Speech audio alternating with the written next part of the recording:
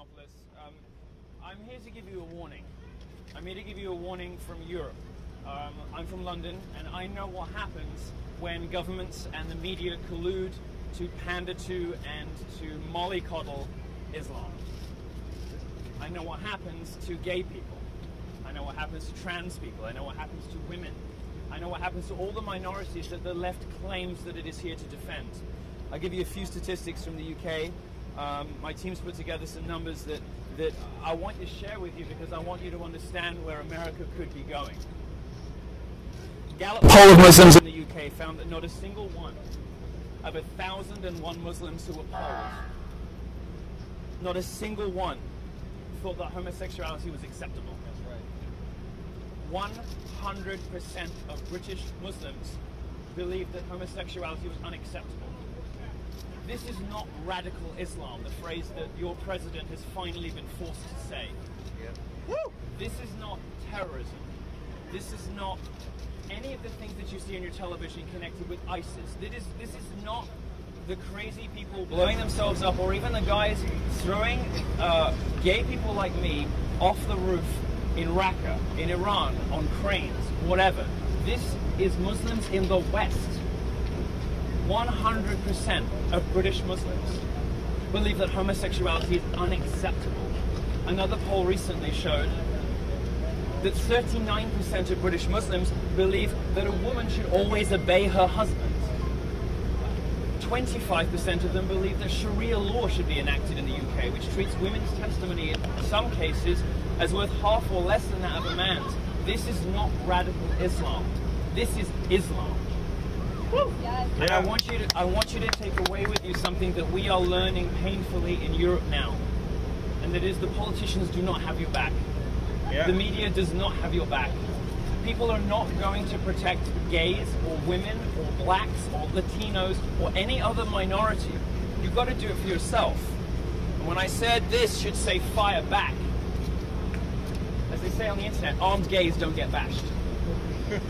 And when your celebrities that you listen to and the media that you listen to, when your politicians are saying the answer to this is fewer guns, that horrifies me.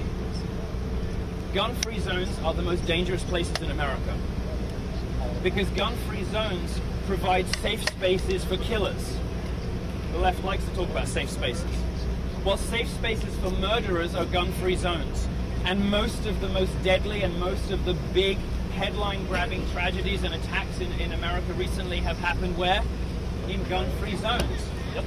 Because killers and crazies don't look at a sign on the wall that says no guns here and say, oh, okay then, all right, I'll go home.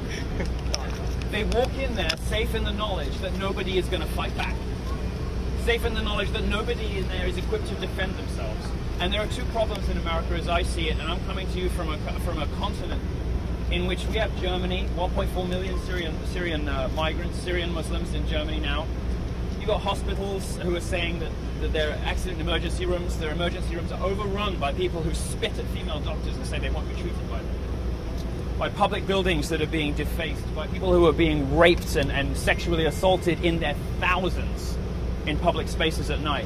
And the response of the authorities is, well, what were you doing out so late? If that's not victim blaming, I don't know what is. The progressive left, the social justice warrior left in America, is the single biggest enemy to gay people, to gay security, and to the well-being of homosexuals and every other minority they claim to represent that exists in America today. Tell them. Woo!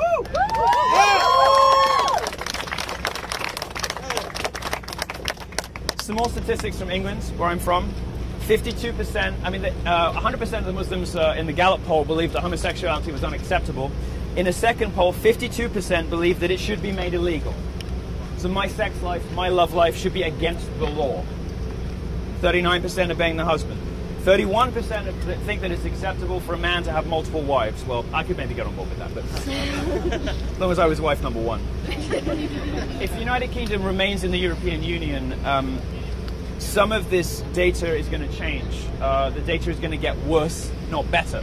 Now, you might wonder why, how 1,001 out of 1,001, 100% could get worse. Well, the data is going to be supplemented with murder.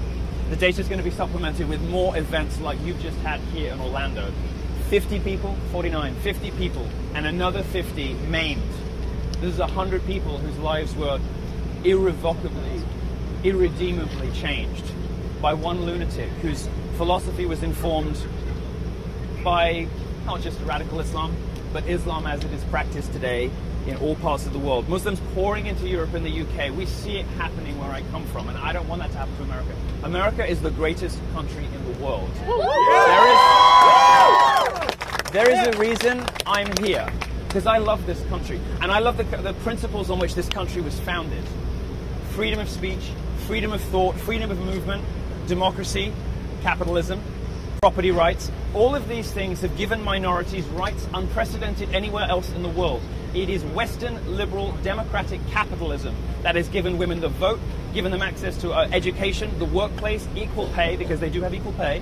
There is no rape crisis on campuses. To believe that, you'd have to think that America resembles the Congo in the rates of rape. It's just not believable. In fact, the Washington Post reported today that out of the 2,600 colleges they surveyed in 2014 for official government data, over half of them recorded 0 rapes in 2014. But the progressive left, of course, will tell you that American campuses are the most dangerous place for women to be. The American left, the progressive left, the social justice left hates women, gays, and minorities. It is a band of spoiled brat white liberals who care for nothing except their own self-esteem. They don't care about anything except feeling good about themselves and advertising their own moral virtue to everybody else. And while they are doing it, they are denying the rights of minorities to protect themselves. They are denying the rights of minorities to be informed about the risks that are out there. And importing Muslims into this country is going to represent significant risk to minorities. Politicians don't want you to hear that. You hear that from people, it sounds like, oh, crazy right-wing rhetoric. This is the reality that Europe is living through. Please don't make our mistakes. America is better than that. And you have an opportunity now to save yourselves before this happens. Woo! Yeah. Now, a slightly longer version of what I just said to you was supposed to be delivered at the University of Central Florida this week. But the police cancelled my talk because they said they couldn't guarantee my safety.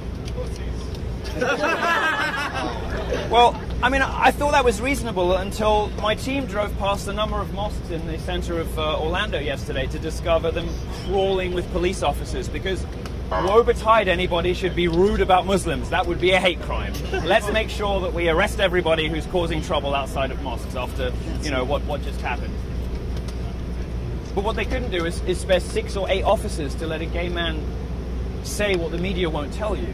Say what politicians won't say. Say what your celebrities are too fucking dumb to realize. Which is that this is not radical Islam. It is not terrorists. Forcing Obama to say radical Islam is only 25% of the war. The rest, thank God, the sun's gone. The rest, thanks for waiting so long, by the way. The rest of the battle is being honest about the challenges that you face in this country. It's not unique in America's history to have a European come and tell you how it is and save you from yourselves. Alexander de Tocqueville did it before me. And before I was saying America could be great again with Donald Trump, although some of you will have different ideas about that, and that's okay. It took a Frenchman, and he came in to document the miracle of American democracy in 1835 in his book, Democracy in America. I want you to treat what the Europeans who have previously come to America and explained in economic and political terms, I want you to listen to me on social issues. I want you to listen to me on this minority war that the left has forced us into, because it's putting lives at risk. It is risking the lives of women. Look at what's happening in Cologne. Hundreds, if not thousands, of women now who are being routinely molested on the streets. There are swimming pools in Germany that have to be segregated. This is what we mean when we talk about the regressive left. The left that is pushing us backwards instead of moving us forwards. The regressive left, whose apologies and pandering for this ugly ideology, this barbaric and medieval culture, have left Germany sexually segregated. Swimming pools now. There's a man time and a woman time, because the immigrants that they have, the migrants I should say, can't be trusted not to rape women. There are trains now that are segregated in Germany. When this was proposed in England, it was treated as a joke because we think that kind of thing is ridiculous. The Germans are doing it because they realize it's necessary, because they know they need it. America has a problem here, and America needs to face up to this problem. The left is not going to be honest about what's happening. And I'm going to wrap up by just saying, after the Second World War, when Jews saw what had happened to them in the Holocaust, and they saw the number of other Jews who had said nothing, who had done nothing, when that particular minority was targeted by a different ugly ideology. After the Second World War, they said never again. The creation of the State of Israel, whatever your political views, however you feel about Palestine versus Israel, the pugnaciousness, the determination and the effectiveness of the IDF, of the Israeli military forces, the fact that it is one of the most effective and brilliant armies in the world, one of the most efficient fighting forces in the world, is the result of what happened in the Second World War. My hope after today, after the ugly and disgusting thing that happened here, is that gay people say too, like the Jews did after the Second World War, never again. And gay people too, let Islamic fundamentalist preachers and Muslims everywhere who are tempted into thinking that they can treat gay people like this, they can treat women like this, they can treat Latinos like this, they can treat blacks like this, they can treat anyone like this, that we will shoot back.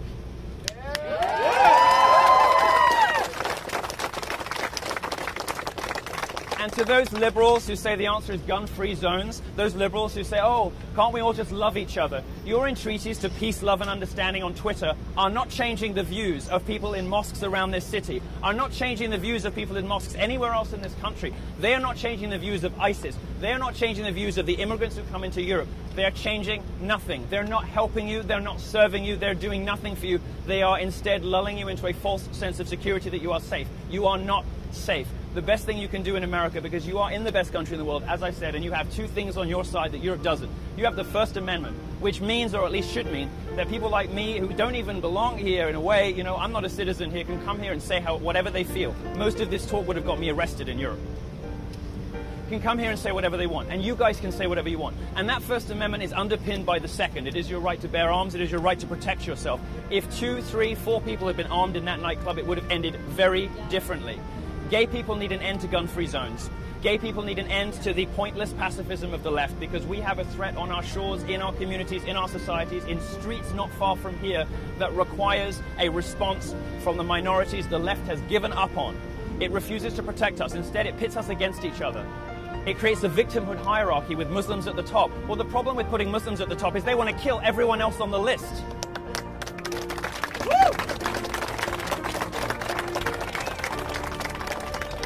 You have the First and the Second Amendment here, so your gay communities, your women, your blacks, your Latinos, and everybody else who feels let down by the progressive left, who is looking out on the left and thinking, what did you do to us? How did you give up on us like this? And some of them are looking at the presumptive Republican candidate, others are just given up on politics altogether. What none of them should give up on is your rights as Americans to say what you want, do what you want, speak to who you want, dress how you like, express yourself however you want, go to whatever gay club you want on whatever depraved, debauched, drug-fueled benders you choose to, because that is your right as Americans. And if somebody comes at you with an assault weapon, you should have a gun in your pocket to protect yourself.